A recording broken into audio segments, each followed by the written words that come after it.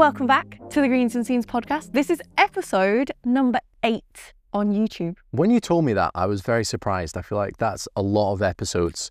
And we have done a lot of chatting so far, and I'm looking forward to a little bit more chat tonight. Not only is it 8 episodes, that's just 8 episodes on here. We do more episodes over on Spotify and Apple Podcasts. So we've done a lot of chatting about golf. A lot of time on this sofa, a lot of time with little me over our shoulder as well. But this is a new addition. This was only here with us since last episode. So if you were with us last episode, you will have known of this little beautiful piece of artwork here. It's oddly accurate. The more I sit next to it and the more I look at it, the more I see the similarities.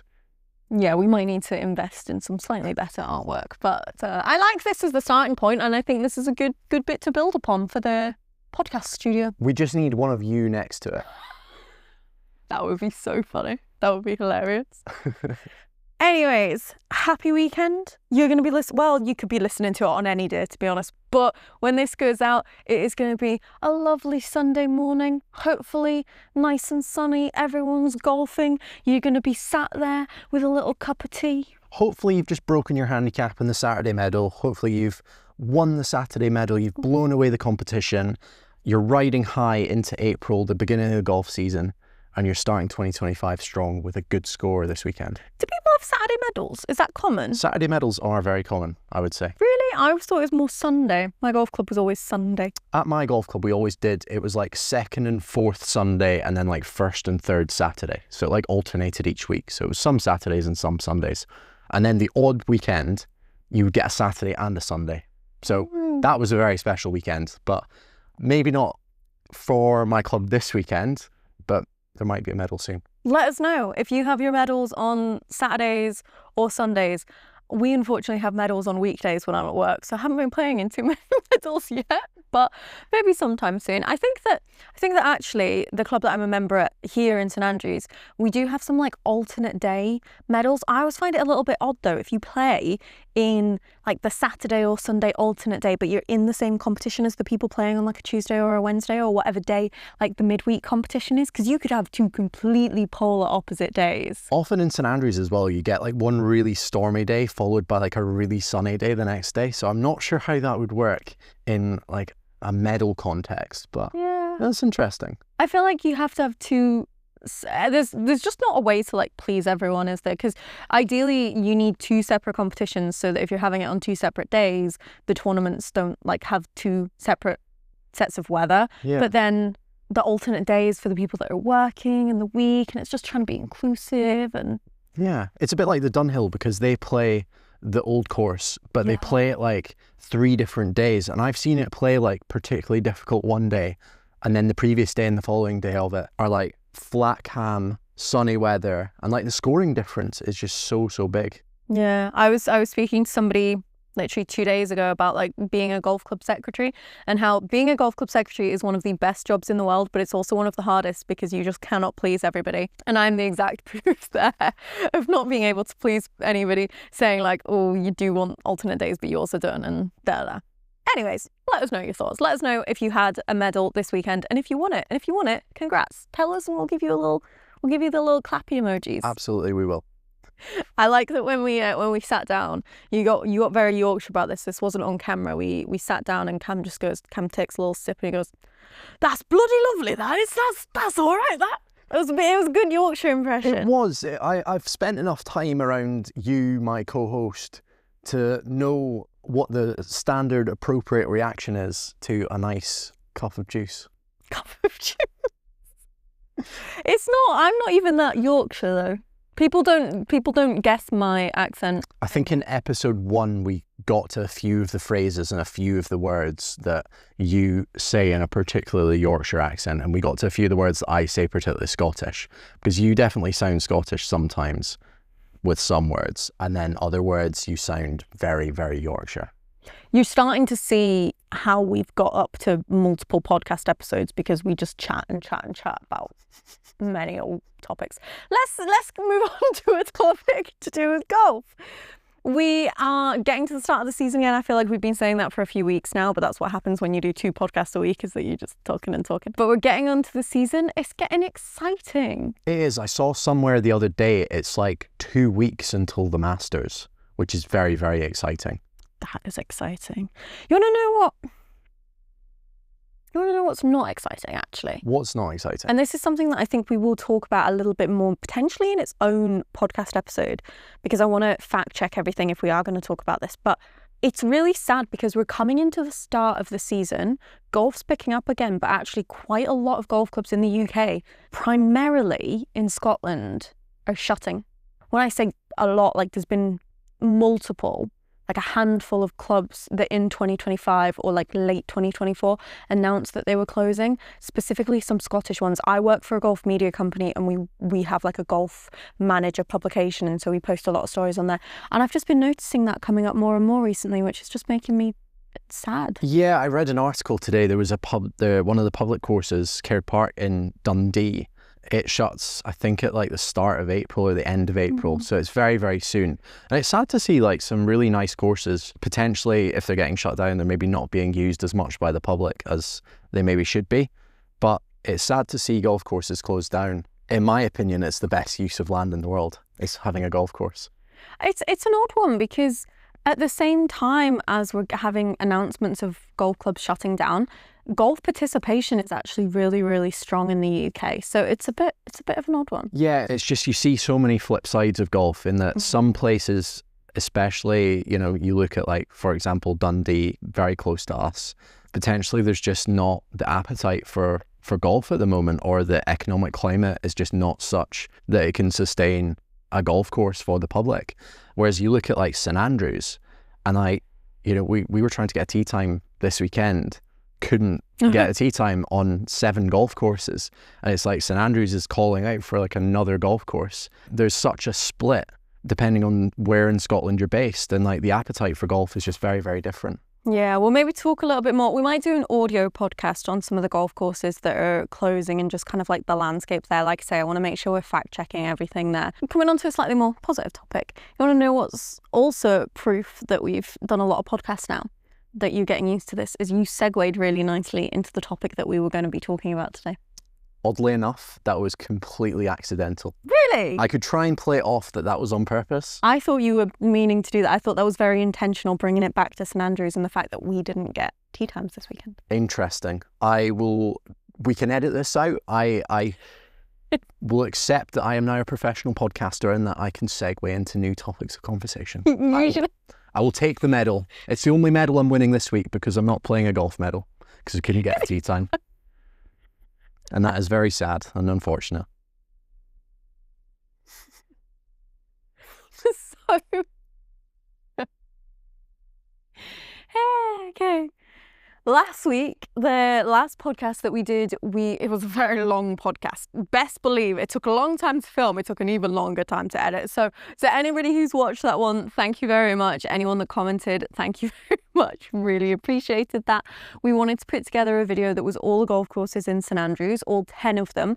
I did get a few messages from people saying like, oh, but like the Fairmont and the Dukes, they're not classed as St Andrews courses. You know, we weren't doing the St Andrews Links courses. It was the courses that if you search maybe into Google or something, you search golf in St Andrews, they're the options that are going to show up. And if you don't know, if you're coming to St Andrews unknowing kind of the golf landscape, you might not know that the Dukes currently isn't part of the links, and you might not know that the Fairmont courses aren't technically in the boundary of St Andrews. So that was just kind of what we were going through.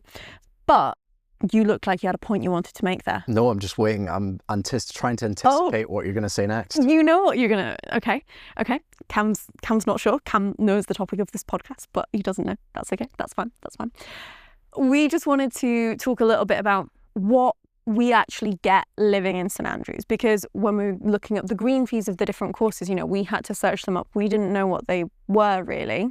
Life as a golfer living in St Andrews seems to be a topic that we get asked a lot of questions about, especially from people who are like looking to come here as uni students, like what's the golfing scene like, that kind of thing. A lot of people have said to us that like living in St Andrews is their absolute dream. They really want to move up here. And so we thought we would just run through like what we actually get as golfers living in St Andrews. if it's like your dream that you might never actually realistically come and live up here, but it might be your dream to think about it. Or you might be somebody who's planning on coming up here, who actually wants to come and live here, wants to come to uni here, or you're just interested, or you just need someone to listen to if we are the people you're listening to while you're doing some cleaning or some golf practice, or just sat chilling out, then hello. Let us tell you why you should come and maybe become a local golfer in St Andrews. Then you could be our friend. Exactly. And you could try and help us get a tee time. Not that I'm hung up on it at all.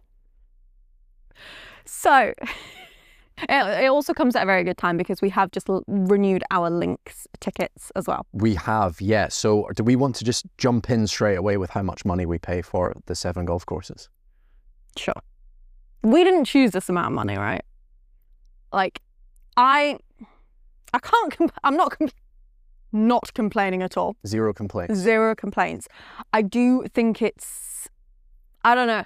I think, is it problematic, the comparison between our links ticket and an old course tee time, or is that the whole point?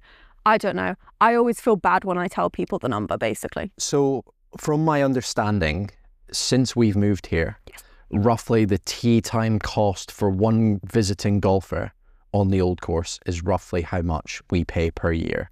When I first moved here, my links ticket was £170 in 2018. And to get on the old course for one golfer, just on the day, paying the starter at the starter's box, in the summer, you would be £170.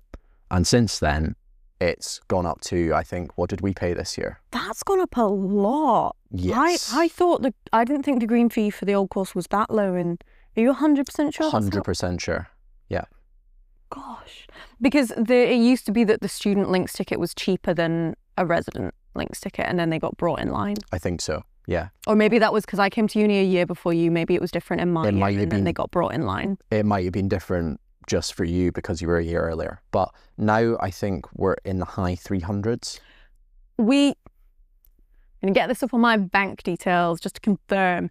We worked out that the old course was $360, wasn't it? The green fee, roughly. Yeah. So our links ticket price has gone above the price of an old course tee time now.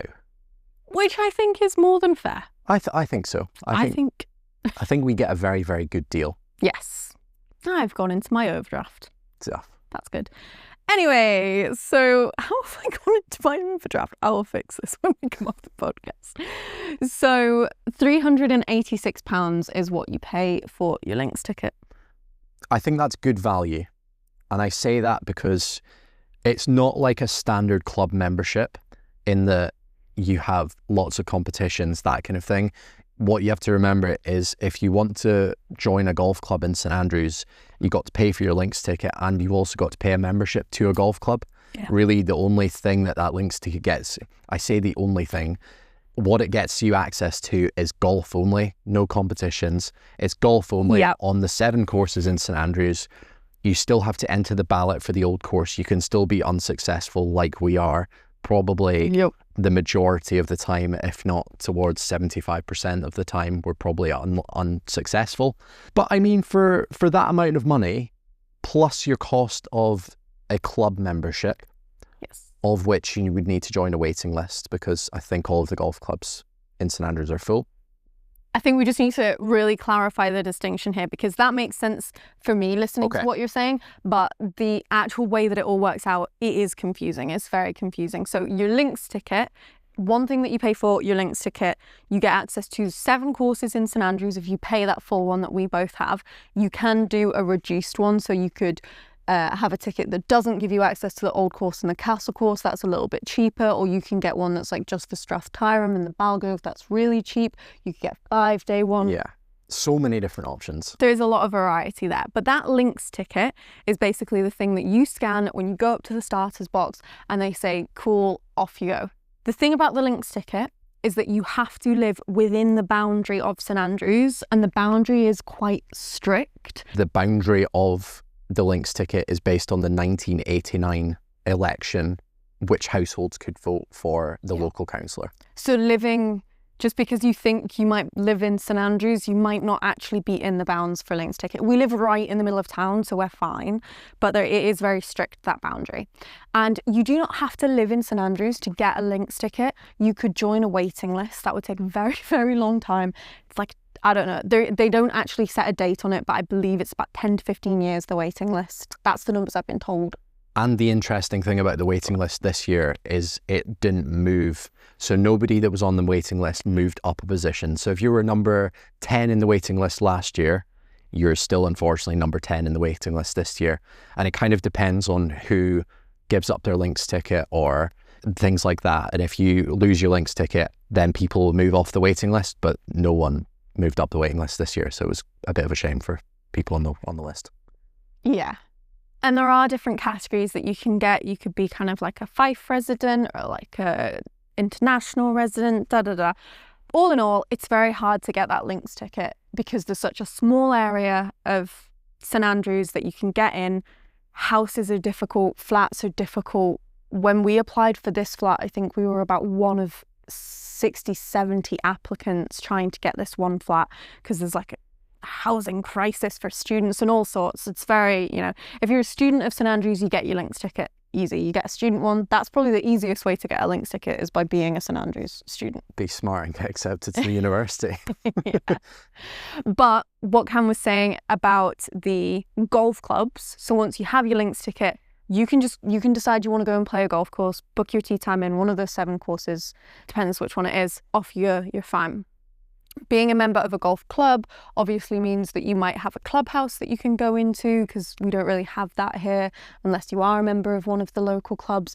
You can play competitions, but then it does get confusing because you could not have a links ticket. You could get into one of the local clubs, but then if you are a member of the golf club, that doesn't necessarily mean you can play in the competitions if you don't have a links ticket. Yeah, there's no entitlement to any playing of golf if you're a member of one of the golf clubs, which other than the RNA. Other than the RNA where you get a links ticket. Yes. Yeah.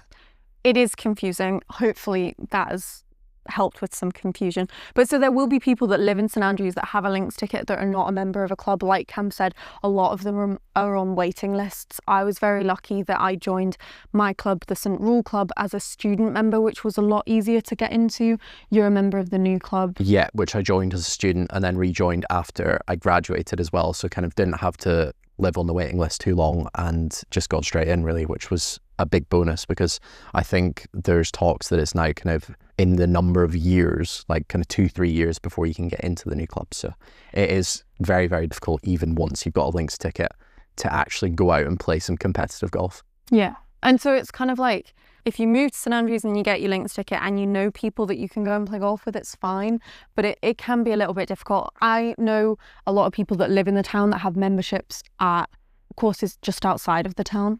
Yeah, absolutely. I think some people just use the St Andrews links as kind of where they'd maybe go to submit a general play card, or they'd maybe go for a bounce game with their friends, and then they would maybe be a member of one of the local courses, maybe one that we've played in the past, that you can have a full competition calendar and you know you're going to get direct access to all those competitions without having to be on a waiting list for a golf club in town. So it makes it probably a little bit easier if you are a member out of town, just to get as many competitions as you can in.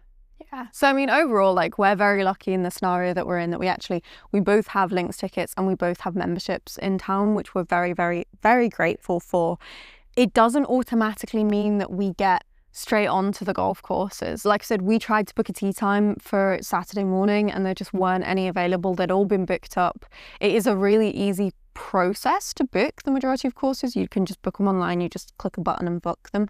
But they do get booked up kind of easy, especially on weekend mornings, to be fair. Especially at the weekends, it's it's like who's first on the button really to whether you'll get a tee time or whether it'll be any good of a tee time. I mean, last weekend we played the Jubilee, which we chatted briefly about, and it was kind of, we were fastest on the button, which was good. We got a little bit lucky and we got a 10 o'clock tee time. So lucky. On a Saturday morning, but that's not usual. No. And like this weekend, everything was fully booked. And yeah, that's kind of the reality of getting in towards the summer season in St Andrews, is that the courses are very, very busy as well. Yeah, and I noticed something as well on the website, which maybe we're just going to try and give like a little bit of help and clarification on this. I think people have asked about like booking tee times. Obviously this is more from like a local perspective, but I think the general rule overall, if you go onto the St Andrews website, it will say on it, it will say for the Strathtyrum, Balgove, Eden, Jubilee and Castle course, it will say you can book online or you can call this number. Yeah. Whereas like the new course and the old course are different. Now, something that I have noticed more and more and more is that people will first of all message or comment on our things saying, oh, are you a member at St Andrews? Because obviously I don't really know. I'd be interested to know if there's anywhere else in the world that has this process of like you pay to access the courses and then you also pay to get a membership. I believe Carnoustie also runs on a similar model. They have a links ticket and then they have a couple of clubs that use the links, and you would have that kind of model where you pay a links ticket price and you also pay a club membership price. Yes. Yeah. And I think because we don't have that like membership model to it, people assume that we can get tee times all the time. So we'll have people message us and be like, hey, I'm coming on this date and I really want to play the old course. Can you sort that out for me? And I think that people assume because we have the same like, because there's like a membership, people assume that it's the same as like at your home club. If you're a member of like a prestigious golf club, you can still book a tee time and you get like a member guest rate. It's not that model in St Andrews. Not at all. It's more, there is a restricted number of tee times. There's a set number of tee times. They will be booked out, and there's more demand than there is supply for tee times. So unfortunately it is like a case of, especially with the old being... Yeah, the old course being the obvious one. Like we still have to enter the ballot the same as everyone else. There are a few tee times that are restricted just for local people, which I think is very, very good. But the majority of the tee times are for everyone. And it's still a ballot for those local tee times. Exactly. It's not, there is no, unless you're going to go and pay through the roof, like 2 years in advance or whatever crazy thing it is, you are not going to get a guaranteed old course time. And some people really struggle to understand this because they'll see us playing the old course and they'll be like, well, yeah, surely you can sort a tee time out there. The difference is because we live in St Andrews, we could ballot every single day if we wanted to and get on. And we ballot quite a lot. And we're unsuccessful quite a lot. But then because we're here all the time, we still get on every so often. And as locals, you can get the very last tee times of the day, which mean that you can go and play, but you might not get in before it's dark. Those are the tee times that are at the least demand. No one wants to go and play. Well, we do, but very few people want to go and experience the old course and play 16, 17, 18 in pretty much pitch black all the time. So that's kind of more what we would do normally, in that we'd get down the stretch and it is just dark and we just kind of accept that. But it works quite well because we both work until kind of late into the evening and then we can go and play after work. So it does work well in the summer for us with the later evening tee times. But during the day, especially at the weekends, it's very, very difficult to get tee time. Yeah. And I mean, there's also, unfortunately, it's not the same model as well in terms of bringing guests on. They definitely, you know, there is something in place. We can bring guests on. It's a very, very limited number. It is. So it works on a points model. So basically you get 30 points each year and it renews. And if you don't use your points, you lose them. And to get one player onto the old course, it is 4 points. So if you and 3 friends go onto the old course, that'll be 12 points deducted from your 30 for the year. So really, you do have quite a limited opportunity to take guests on. It is really good that they allow that, because I think that for the money we pay, I think having guest points is incredible. And I think being able to take family members, that kind of thing, and let them experience where you live is fantastic. But it is very limited, and we always use all of our points as well each year. And it's not as if it's like 4 points gets your guest onto the old course for free. Yeah, I actually missed that out. It's, you still have to pay kind of a concession green fee for it. So I know in the winter it's £40, and I think it's potentially double that in the summer. So you still pay around £80, £90 in the summer per guest, plus your points, which are very, very valuable. So when you think about it, you're pretty much getting like 75% off the green fee in the summer, which I think is pretty good value.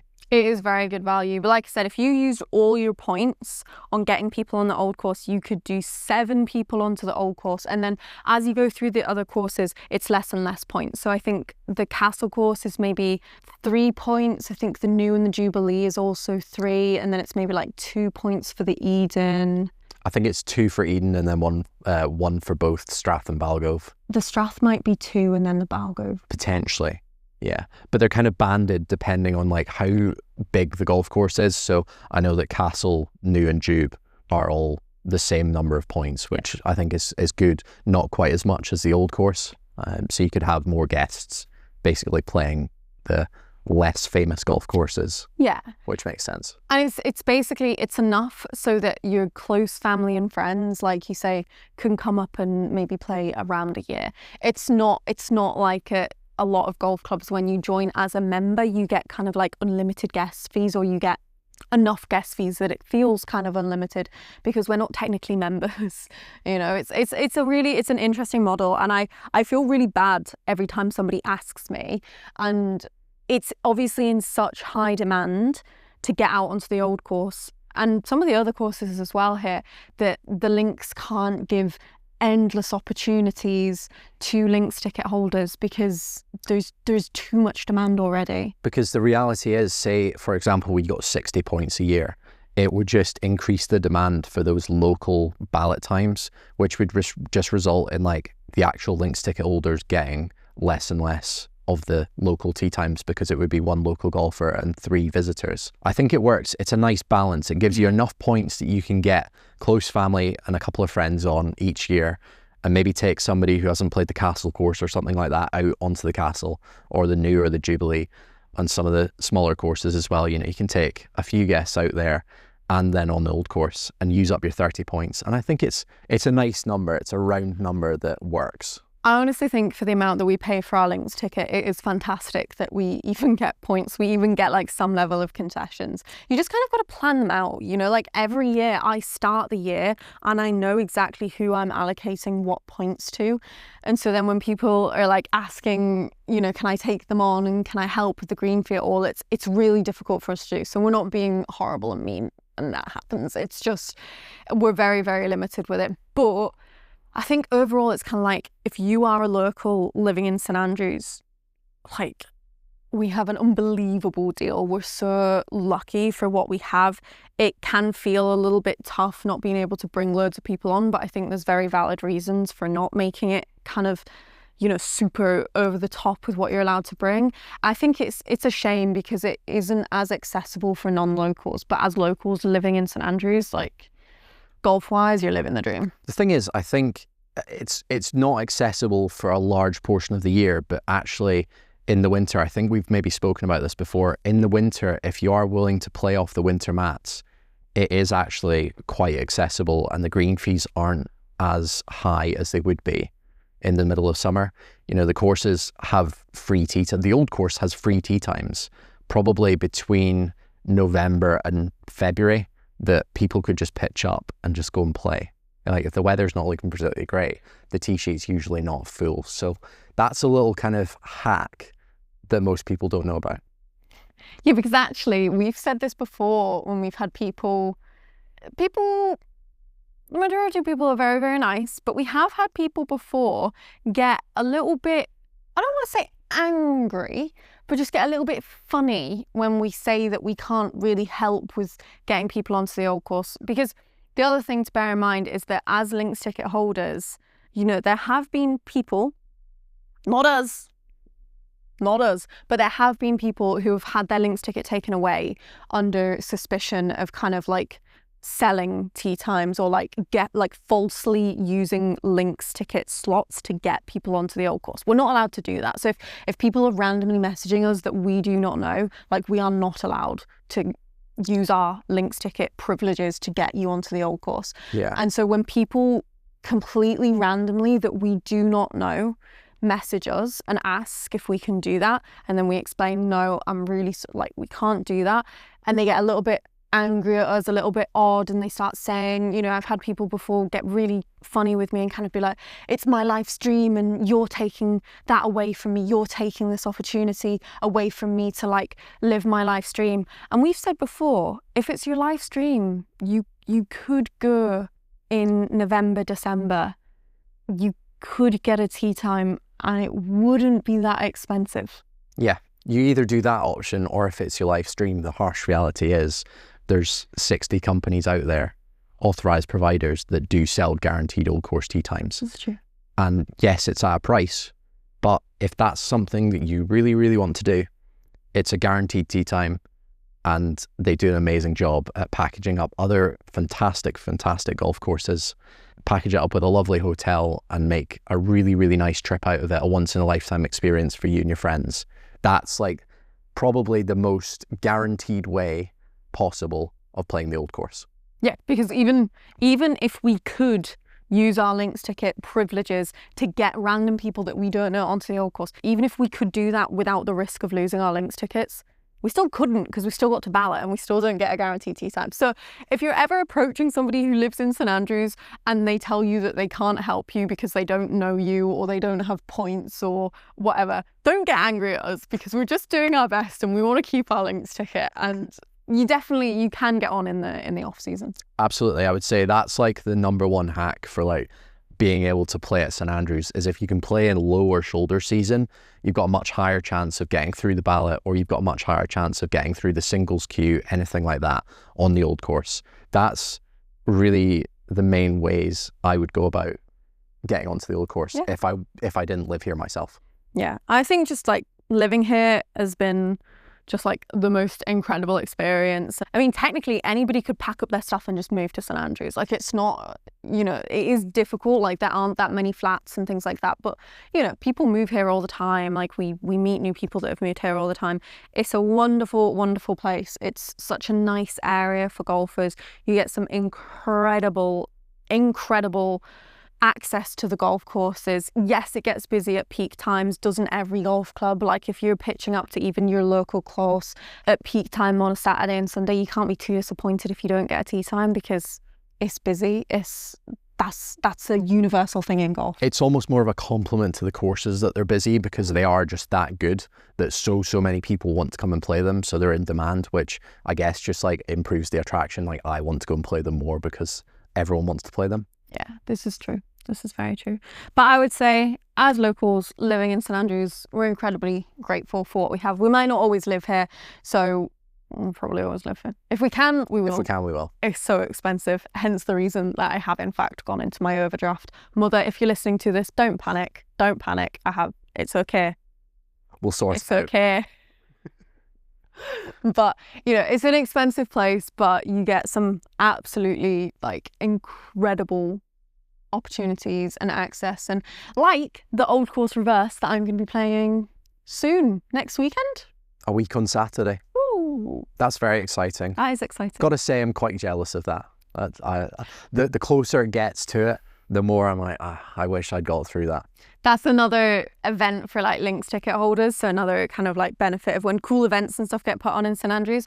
But again, you're not guaranteed a spot as a links ticket holder. I think there was hundreds and hundreds of people that applied to play in that event that did not get in. Luckily, I got in. I don't think I won't enter it for a few years now, because there's just such high demand for it. I'll probably keep entering until I get in.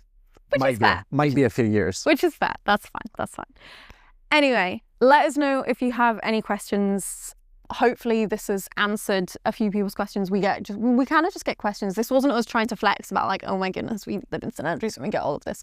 We genuinely have had a lot of questions about it, and we just wanted to try and like explain it and unpack it a little bit, and maybe explain why we can't automatically just help everybody get onto the old course, and why you shouldn't shout at us when we tell you that we can't. That would be my dream scenario, is if I could help everyone that wanted to play the old course get on there, I absolutely would.